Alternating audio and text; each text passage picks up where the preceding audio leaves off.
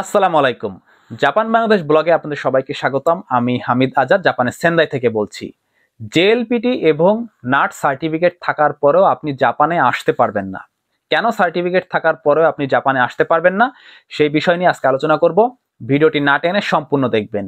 সবার কাছে একটা অনুরোধ, এখন পর্যন্ত আমাদের ইউটিউব চ্যানেলটি সাবস্ক্রাইব না করলে সাবস্ক্রাইব করবেন, ফেসবুক পেজ থেকে দেখলে অবশ্যই পেজটি ফলো করবেন। চলুন ভিডিওটি শুরু করা যাক।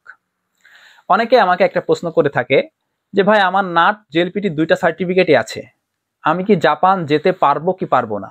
নাট এবং জেএলপিটি সার্টিফিকেটের উপরে কি আপনার জাপানের ভিসা নির্ভর করে? সবার আগে আপনাকে এটা জানতে হবে যে জাপানে যেতে হলে আপনার কি কি প্রসেসিং করতে হবে বা কি কি প্রয়োজন, এটা আপনাকে বুঝতে হবে। সার্টিফিকেট দিয়ে কিন্তু কখনো ভিসা পাওয়া যায় না, আবার সার্টিফিকেট দিয়ে কিন্তু ভিসা পাওয়া যায়। জাপানে আসতে হলে আপনাকে কিন্তু দুইটা ইমিগ্রেশন পার করতে হবে। একটা হচ্ছে জাপান ইমিগ্রেশন আর একটা হচ্ছে বাংলাদেশ ইমিগ্রেশন, মানে বাংলাদেশ এম্বাসি। এই দুইটা জায়গায় যদি আপনি ভাগ্য দিয়ে, মেধা দিয়ে অথবা আপনার কাগজপত্র দিয়ে পাশ করতে পারেন, তাহলে ইনশাল্লাহ আপনি জাপানের ভিসা পাবেন। জাপানে আসতে হলে আপনাকে কিন্তু সর্বপ্রথম জাপানে অ্যাপ্লিকেশন করতে হবে ইউনিভার্সিটি অথবা নিহঙ্গো গাক্কোতে। অ্যাপ্লিকেশন যখন করবেন, অ্যাপ্লিকেশন করার পর আপনার অরিজিনাল ডকুমেন্টগুলো সেখানে সাবমিট করতে হবে। সাবমিট করার পর 3 মাস পর আপনার একটা অফার লেটার আসবে, সিওই, যেটাকে বলা হয় সার্টিফিকেট অফ এলিজিবিলিটি লেটার। ওই লেটারটা পাওয়ার পর ওই লেটার নিয়ে আপনাকে বাংলাদেশ এম্বাসিতে দাঁড়াতে হবে।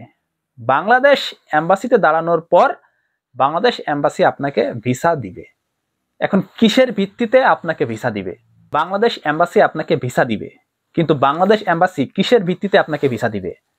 সেটা হচ্ছে জেএলপিটি নাট সার্টিফিকেটের উপরে নাকি আপনার ডকুমেন্টসের উপরে?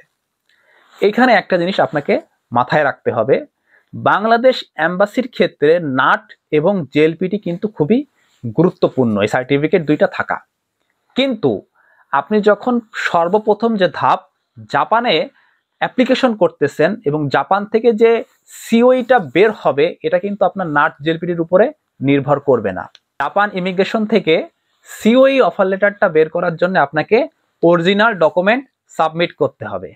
সেখানে আপনার নাট জেএলপিটি থাকতেও পারে বা নাও থাকতে পারে। আমার দেখা চোখে বা আমার জানা মতে এমন অনেক ব্যক্তি রয়েছে যাদের N4 শেষ, N3 শেষ, N5 শেষ এবং মোটামুটি তাদের ভালো একটা মার্কও আছে জেএলপিটি এবং নাট পরীক্ষায়, তারপরেও তারা জাপানে আসতে পারতেছে না। আমার একটা পরিচিতি ভাই ছিল, সে 3 বার ট্রাই করছে, তার N4 শেষ এবং মোটামুটি ভালো মার্ক। এক পর্যায়ে সে জাপানের আশা ছেড়েই দিল যে ভাই, আমি আর জাপানে যাব না, আমি এখন বিজনেস করব বাংলাদেশে।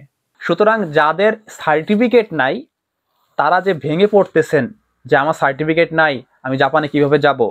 সার্টিফিকেট থাকাটা জাপানের ইমিগ্রেশনের জন্য খুবই গুরুত্বপূর্ণ না, তবে বাংলাদেশ এম্বাসির ক্ষেত্রে সার্টিফিকেট থাকাটা খুবই গুরুত্বপূর্ণ। তবে সার্টিফিকেট না থাকলে যে আপনি বাংলাদেশ এম্বাসি থেকে ভিসা পাবেন, বিষয়টা কিন্তু সেটা না। সার্টিফিকেট বাংলাদেশ এম্বাসি কেন চাই? আপনি যে জাপানে যাচ্ছেন ল্যাঙ্গুয়েজ কোর্সে, আপনি ল্যাঙ্গুয়েজ পারেন কিনা তারা এটা বুঝতে চাই। যদি আপনার সার্টিফিকেট থাকে তাহলে আপনি ল্যাঙ্গুয়েজ পারেন, আপনাকে তারা প্রশ্ন করতেও পারে, নাও পারে। আর যাদের সার্টিফিকেট নাই তাদেরকে কিছু কোশ্চেন করে। আপনার যদি N5 শেষ হয়ে থাকে তাহলে অবশ্যই সেই প্রশ্নের উত্তর আপনি দিতে পারবেন।